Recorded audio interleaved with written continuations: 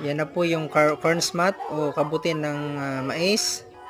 Ayan po ang sitaw, buto ng sitaw. And then sibuyas, karne ng manok, brown sugar, toyo. And then painit tayo ng mantika. Ayan na po yung sibuyas sa bawang. Ayan, niluluto. Next po yung karne ng manok. Ayan, mix. Mekos hanggang sa maging kulay brown siya.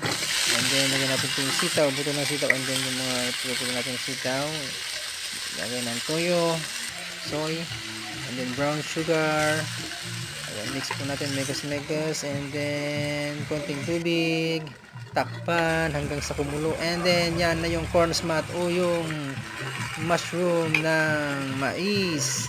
And then takpan natin. Ayan, malapit na maluto.